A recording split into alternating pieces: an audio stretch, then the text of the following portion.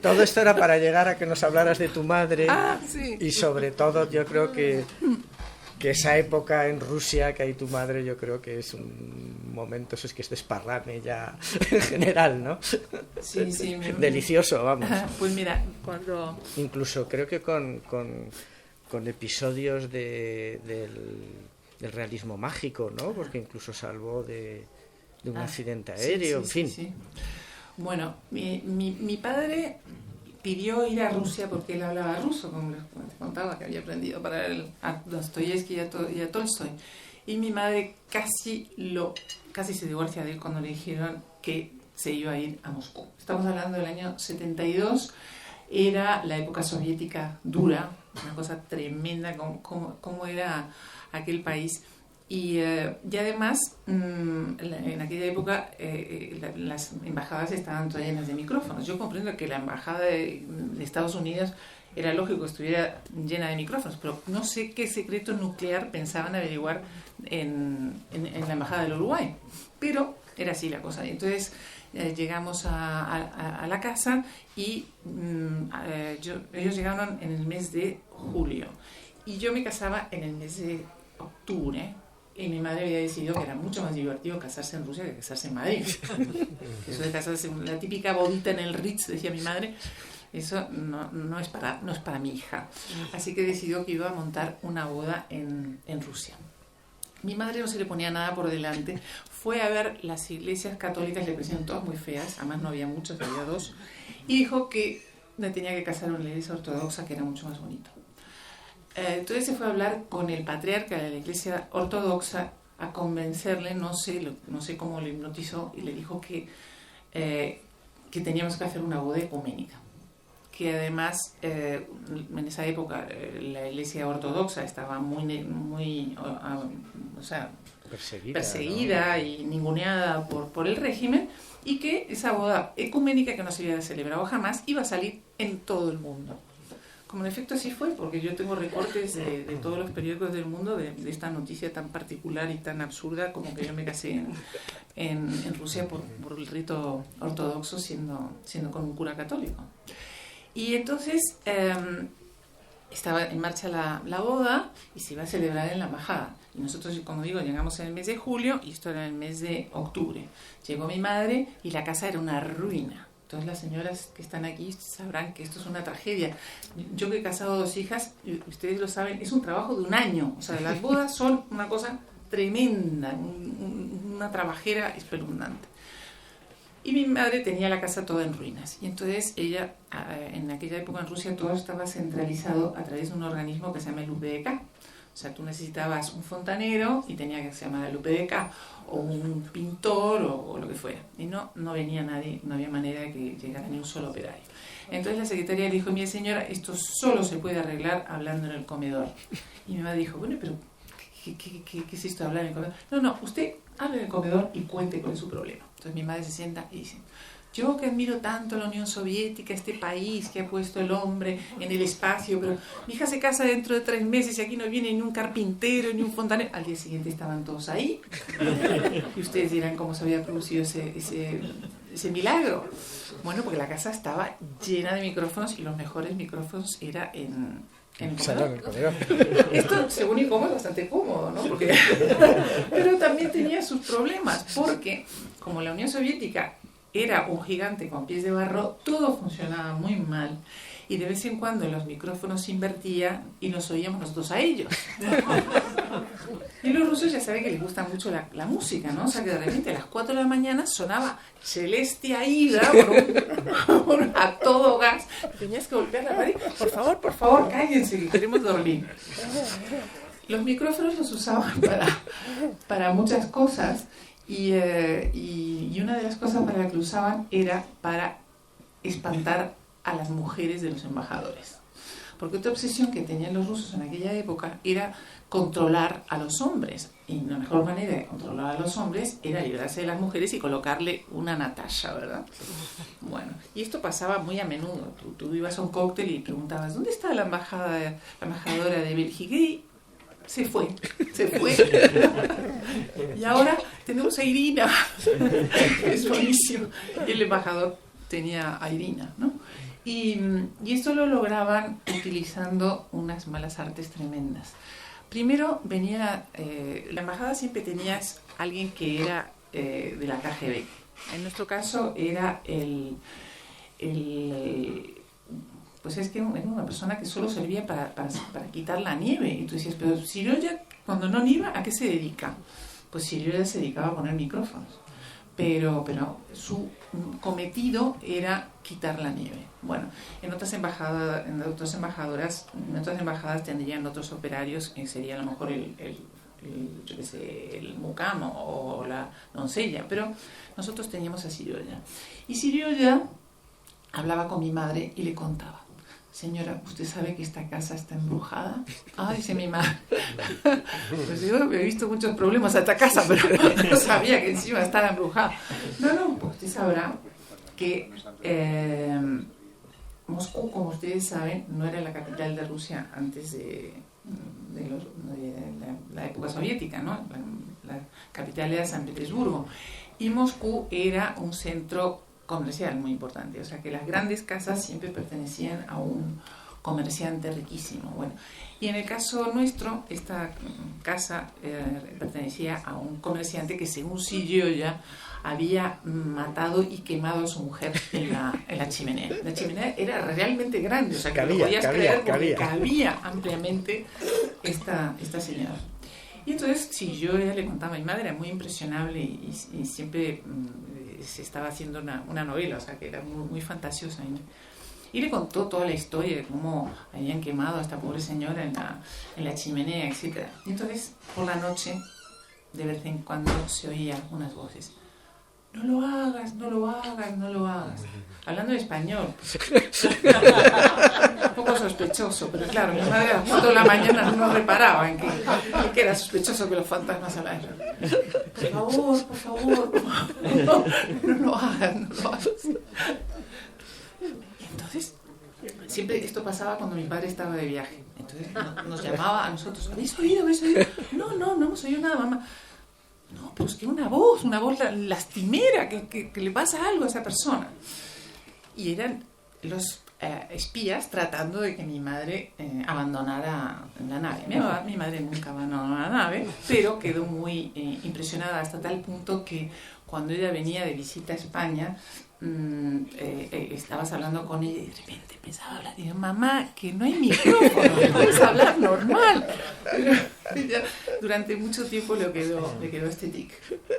Y bueno, la boda se celebró con mucho éxito, ¿no? O sea, consiguió acomodar a todos, la embajada. La boda se celebró y hay un episodio que mi madre no me ha perdonado nunca, y es el siguiente. Después de la ceremonia, que fue en una iglesia muy bonita y que además nos casó el nuncio, con lo cual sí fue una boda ecuménica, que era un monseñor, y en la iglesia ortodoxa, y entonces después nos fuimos a sacar fotos a la Plaza Roja.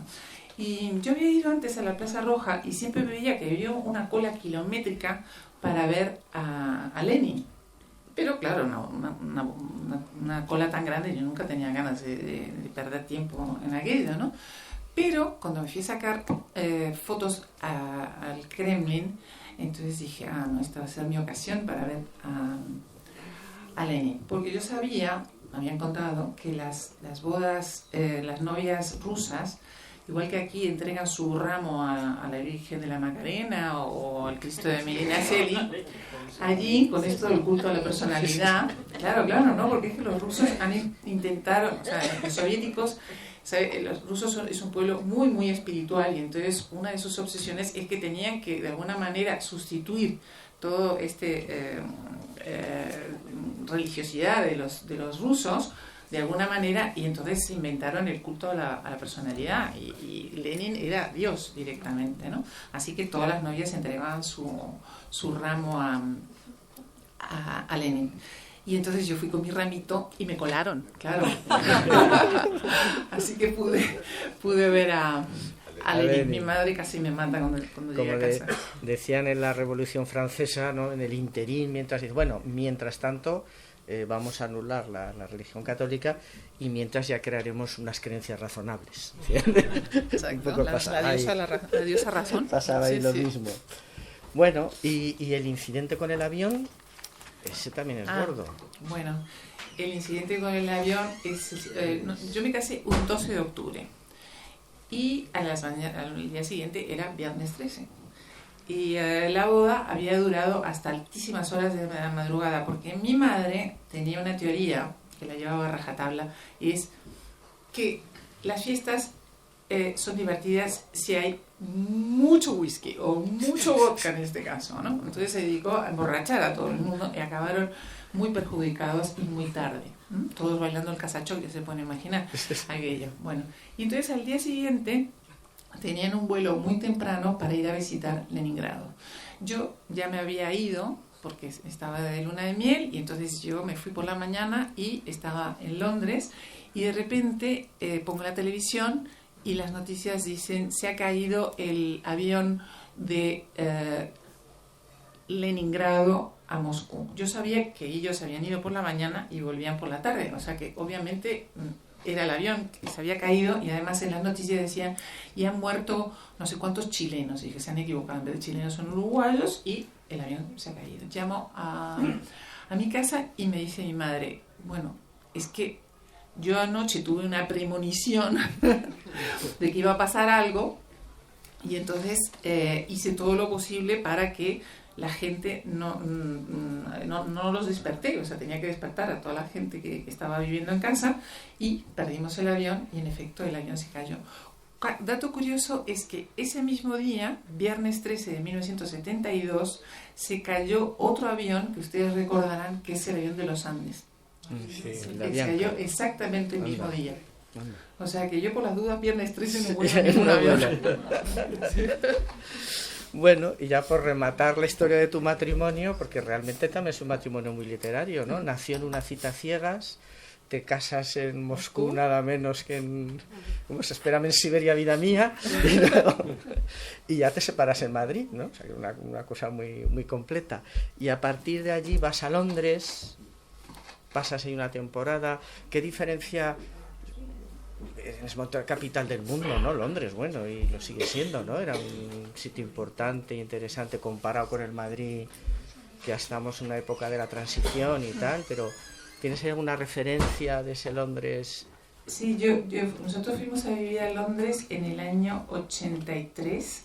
Yo me acababa de separar de mi marido, y entonces decidí que me iba a vivir con mis padres a Londres para que mis hijas aprendieran inglés, y de paso, bueno, me parecía como tener como una segunda juventud, puesto que me había casado con 19 años, pues tenía muchas ganas de divertirme, de salir y de conocer gente. Y todas estas aventuras están recogidas en un libro que no sé si alguno de ustedes ha leído, que se llama El caviar, mañana sardinas, que son...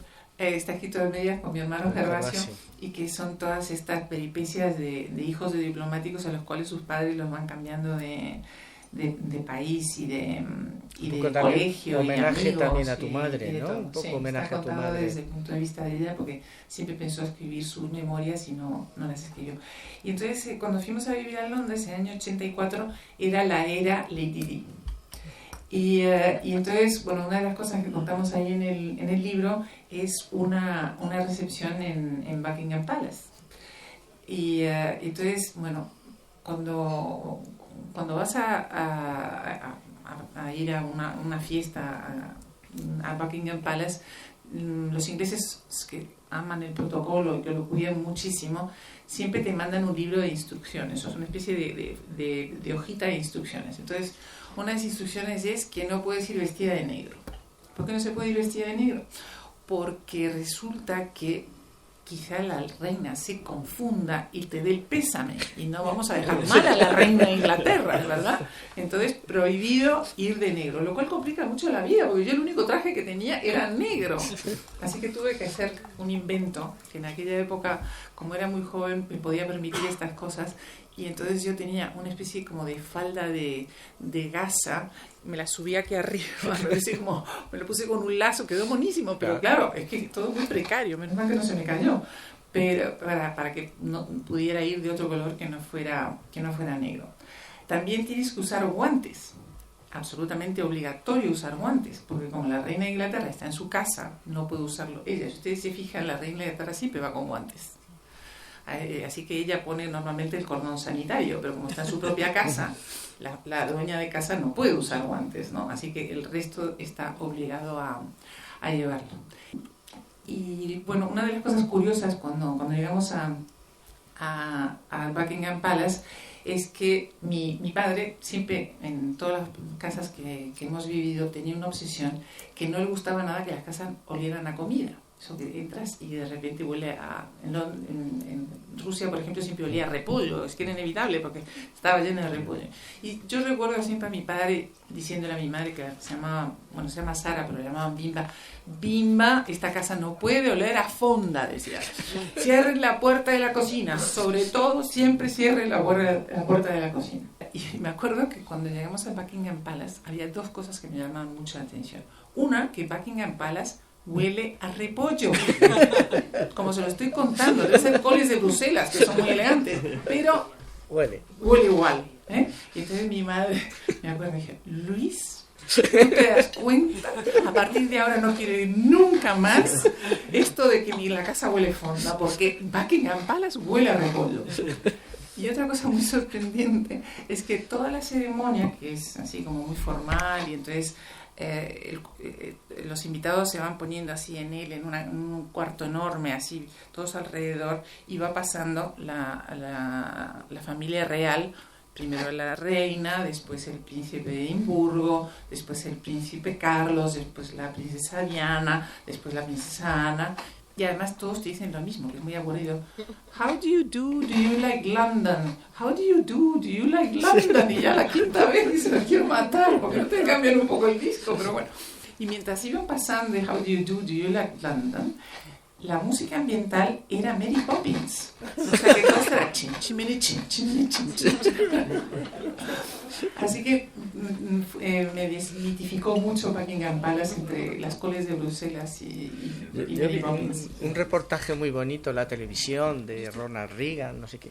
Y entonces era muy íntimo, estaba muy bien hecho. Y entonces mete el micrófono a la reina de Inglaterra y a Ronald Reagan en el yate de la reina de Inglaterra, y están los dos en una recepción, o sea, no están... Y meten el micrófono y dicen: bueno, ¿de qué estarán hablando? De la paz mundial. Y estaba la reina: es que el servicio es un desastre, no me entienden nada. Reagan: no, desde luego. Y me impresionó mucho, la verdad. Digo, es que todo el mundo es lo mismo. Luego ya vuelves a España y mira, y vamos a unir... Si conociste... Tomamos una copita, ¿no? Hombre, claro, ya cerramos. Okay. Pero conociste a Luis Miguel Dominguín, gran amigo de Pepín Bello también, y que, como aquí nos lo comentó Andrés Amorós, dijo que Luis Miguel era el mejor amigo del mundo y el peor marido del mundo, que tenía esas dos. ¿Trabajaste con él? ¿Hiciste, o fue una cosa más circunstancial? Bueno, yo lo conocí a través de Juan Antonio Vallejo Nájera. En ese momento yo estaba escribiendo un libro que se llama Escena Improbable, que era preguntarle a distintas personalidades. Yo que sé, estaba Luis Miguel Dominguín, pero también estaba el general Armada, que en aquella época estaba en la cárcel, lo fuimos a ver en la cárcel. Estaba Suárez, estaba Antonio Garrigues, estaba Cristina Alberti. Bueno, mujeres y hombres de aquella época destacados de los años 80. ¿En esa época conociste a Pepín en casa de Antonio Garrigues? Yo creo que sí, un poquito más adelante, sí, pero más o menos por esa fecha. Y entonces Juan Antonio me presentó a Luis Miguel y fuimos a esa finca maravillosa que tenía, que se llamaba La Virgen. Y entonces, bueno, a mí me encantan los toros, o sea que para mí fue una ocasión extraordinaria conocer a Luis Miguel, y ahí aprendí cuál es el secreto de los grandes conquistadores, de los Casanova. Y es que ellos se enamoran. Es increíble. A lo mejor se enamoran 10 minutos, o a lo mejor se enamoran cuarto de hora, o a lo mejor se enamoran para toda la vida. Pero cuando estás con ellos, es que están enamorados de ti, con lo cual eso es único, ¿no? O sea, realmente caen todas fritas, porque ese señor, mientras está hablando contigo, no es falso, sino que es la pura verdad. Y él lo decía, o sea, él decía: ¿Cómo es? Ay, ¿cómo es la frase? Qué horror. Ah, sí, yo no conquisto, me rindo. Sí. Y es verdad, o sea, él, como lo veías tan rendido, pues tú todavía más rendida, claro. ¿Quién nos contó Amorós cómo conquistó a Picasso? No se conocían, pero bueno, claro, Picasso, aunque en el fondo los toros ni le iban ni le venían, pero claro, todo lo de España, la todo eso le encantaba. Y claro, quería conocer a Dominguín. Y entonces en una corrida en Francia de Dominguín, pues bajaba Dominguín por la escalera del hotel y estaba Pablo Picasso con capa española, y cuando llegó tira la capa española, la echa al suelo. Maestro, pise usted. Entonces Dominguín se quitó el capote, se lo tiró a Picasso. Y bueno, empiezan a hablar, y le dice Picasso a Dominguín, dice, oye, yo lo que quiero es hacerte un retrato. Y Dominguín, bueno, ya, pero es que estoy muy, muy liado, ¿eh? Tú que Picasso diga que te va a hacer un retrato, Gertrude Stein, y es que va a estudiar con las corridas de toros, y es un lío y tal. Y Picasso, bueno, y en verano, es que en verano ya tengo con una señorita palabra un tema en una finca y tal. Y dijo Picasso, me has conquistado, tú eres un amigo de verdad, no vienes a por mi obra, ni a por... que se niega. Pues sí, a mí me contó cómo conquistó a Lucía Bosé, que a lo mejor ustedes lo saben. No. Bueno, a él le encantaban las apuestas, siempre estaba haciendo apuestas. Te apuesto que tal cosa. Y no sé con quién tenía a su lado que le dijo, ya sabía que iba a ir Lucía Bosé a esta cena, y le dijo, yo te apuesto que esta señora que me ha gustado tanto y que va a estar en la cena de esta noche se va a poner de rodillas ante mí hoy. Venga, ya, bueno. ¿Cuánto te apuestas? Pues no sé cuánto. Entonces no se le ocurrió mejor idea que enyesarse una pierna. Y entonces se sentó en una silla y entró Lucía Bosé, maravillosa, por ahí por la escalera. Lucía, ven. El maestro, no sé cómo se llamaba, el torero, no sé cuánto. Sí, mira, acércate, porque justamente, a ver si tú me ayudas, porque es que realmente esta pierna de rodilla. Ya no la puesto, claro. Bueno, y por centrarnos ya, por no marearte más y centrarnos un poco también, un poco en tu escritura y en tu literatura, hemos hablado que Pero además... vamos a hablar luego, ¿no? Sí, pero un golpe ahora y ya acabamos. Que hemos hablado un poquito que te he comentado un poco también de Julio Alejandro, este gran escritor, que fue el primero que leyó 100 años de soledad. Como decía Borges, le sobraban 50, pero bueno. Y ellos compartían piso con Gabo, y en un momento dado ya deciden que tiene que escribir una gran obra, que se va a encerrar, que se va a meter. Julio se va para que pueda trabajar, le deja a su secretaria y diariamente todo lo que escribía, no sé si a mano o cómo, ya lo pasaba, lo mecanografiaba ya en limpio, y Julio lo iba leyendo, iban viendo y dicen, bueno, esto va a ser algo grande, va a ser un bombazo. Tú cuando escribes, también, ¿quién lee primero? Porque, bueno, tú te encierras un día, estás emocionada leyendo algo y necesitas, no sé, siempre... Contamos cuando Federico García Lorca vino emocionado con su obra de teatro y se la lee a todos, Pepín, Tario, y todos emocionados, y la lee, que leía muy bien, cambiaba las voces, todos emocionados, y acaba y dice Buñuel, desengáñate, Federico, que esto es una mierda. ¿No te ha pasado alguna vez también que estás emocionada con unos y necesitas que alguien... Bueno, sí, yo tengo como dos amigos fieles a los que torturo cada vez que empiezo una novela. Entonces es casi un ritual ya en mi vida, ¿no? Escribo 20 páginas, inmediatamente se lo paso a estos dos amigos y si me dan el visto bueno sigo adelante. Así que es como una inseguridad, pero de alguna manera te ayuda, ¿sabes? Porque cuando los escritores somos muy frágiles y yo creo que gran parte de como es una cosa tan solitaria, pasas tantas horas contigo mismo y que además nunca sabes si lo que estás escribiendo es bueno o malo o regular, entonces tener a alguien de confianza que te diga si realmente le gusta o no vale la pena, pues es muy necesario.